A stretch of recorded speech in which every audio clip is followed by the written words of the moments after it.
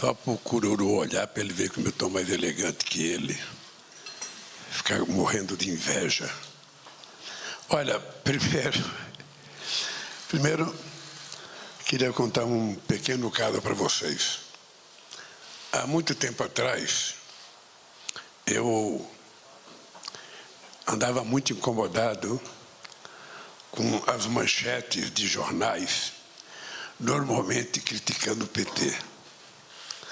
Eu lembro que nós fizemos uma reunião no Instituto Cidadania, na época, e convidamos os principais jornalistas dos principais órgãos de jornais, do Jornal do Brasil, na época, da Folha de São Paulo, do Estadão, do Jornal O Globo. E foram lá aqueles jornalistas mais importantes. Eu só lembro da Folha, que foi o Clóvis Rossi. E foi uma coisa organizada pelo Ricardo Couto, que a gente queria saber por que tanta manchete negativa contra o PT. E a lição que nós aprendemos é que se a gente não quiser a manchete negativa, a gente não tem que dar pretexto para que as pessoas façam as manchetes. Então é preciso que a gente pense o que vai falar, porque tudo que você falar pode virar uma manchete. E eu sei que nem sempre, ou normalmente, não é o jornalista que faz a manchete, o jornalista faz o artigo. A manchete tem um cara que faz o que o Pimenta faz para o governo, tenta vender da melhor forma possível o seu jornal. E a manchete é um atrativo. E eu disse para o Pimenta que ontem nós anunciamos, sem dúvida nenhuma, o mais importante programa de crédito e microcrédito que já foi lançado nesse país em 500 anos de história. É a primeira oportunidade em que a gente está tornando real aquele famoso discurso que eu faço sempre. Muito dinheiro na mão de poucos é concentração de riqueza. E pouco dinheiro na mão de muitos é distribuição de riqueza. O que nós fizemos foi uma quantidade de crédito, de proposta de crédito, que vai começar a funcionar a partir de agora. Muitos vão entrar em vigor a partir de julho, a partir de agosto. Mas, porque os bancos têm que se preparar, mas é a tese do governo de que ou o dinheiro circula ou a economia não cresce. É preciso fazer com que o dinheiro circule na mão de muita gente para que um pequeno empreendedor vire um pequeno empregador, para que esse empregado que foi contratado vire um consumidor. Esse consumidor, se ele consumir, ele vai gerar mais a possibilidade de mais um emprego, seja na indústria, seja no comércio, seja na agricultura.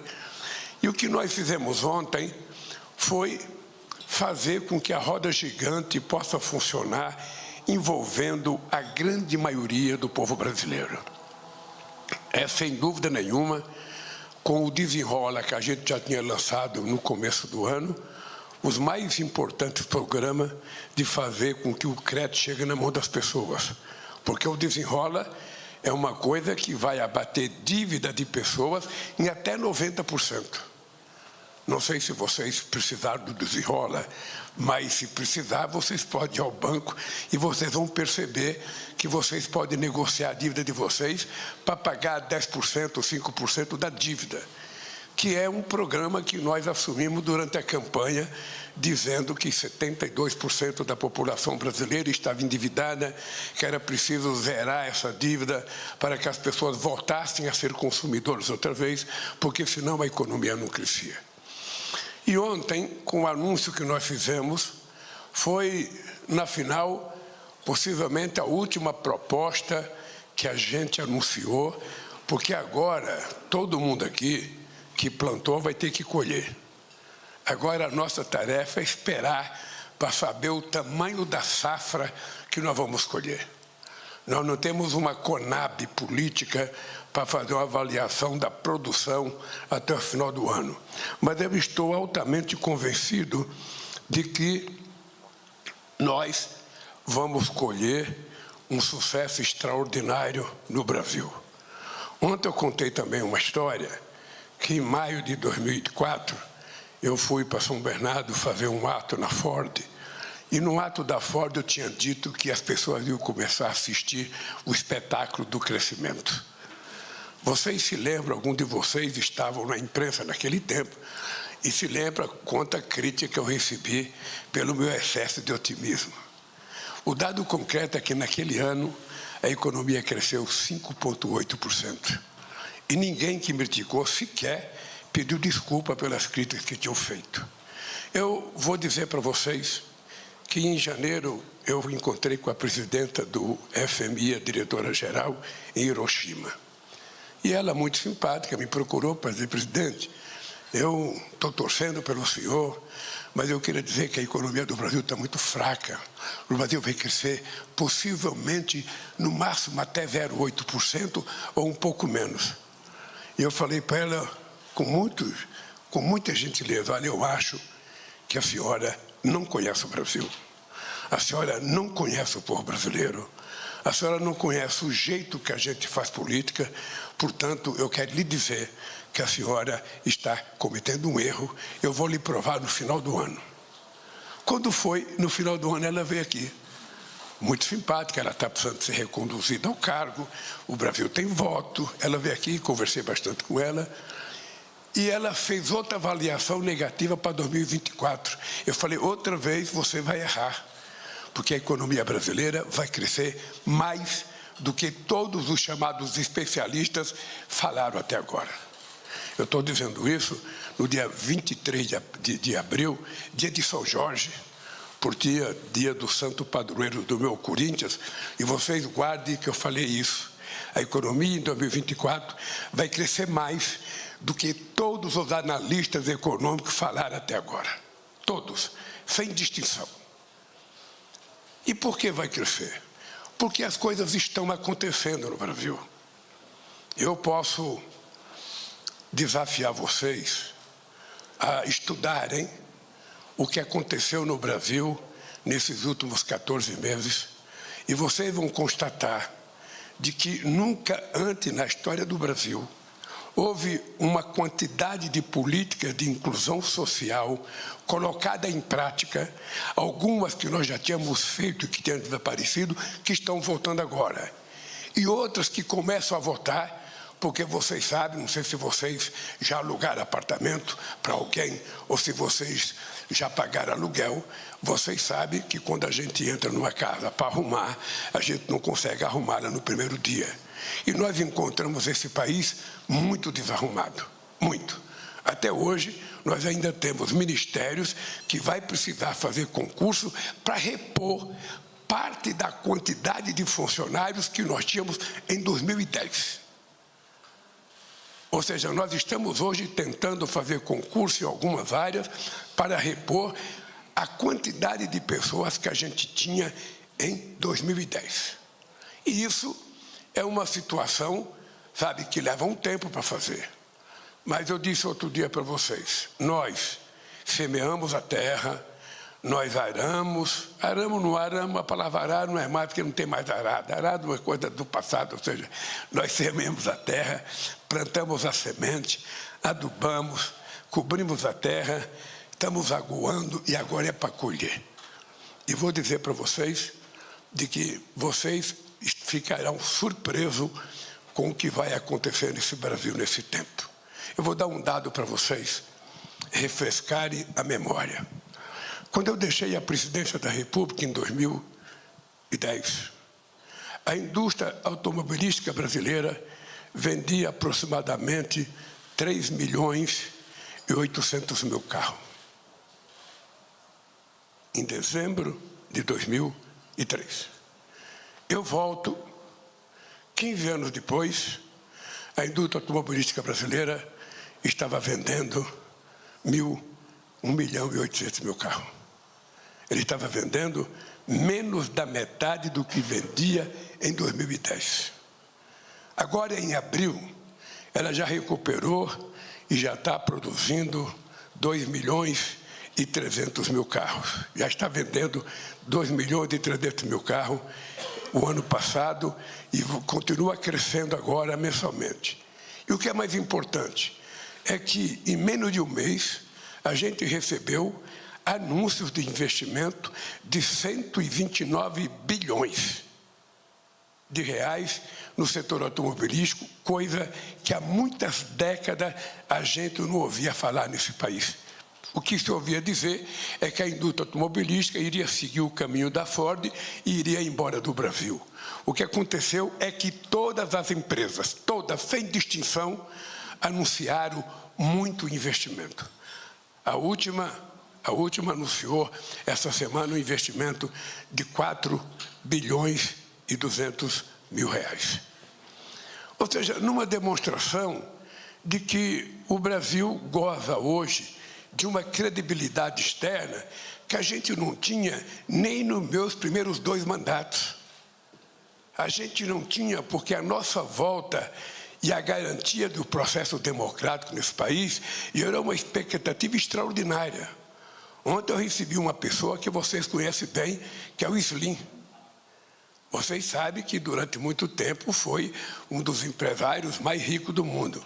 Pois o Slim veio dizer aqui que ele está disposto a investir nos próximos anos 40 bilhões de reais no sistema de telecomunicações no Brasil. E de pronto vai começar a investir 17 bilhões de reais. Ontem eu recebi o pessoal de uma empresa de transporte marítimo, que trabalha com o porto, que veio anunciar também um investimento de 17 bilhões no Brasil, 8 bilhões ou 7 bilhões até 2006, e depois o restante, mais 5 anos para frente, para investir nos portos brasileiros.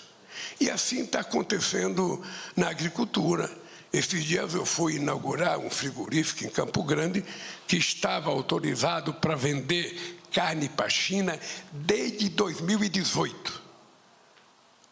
E precisou, eu voltar à presidência desse país para exportar o primeiro container de carne para a China de um frigorífico que estava autorizado desde 2018.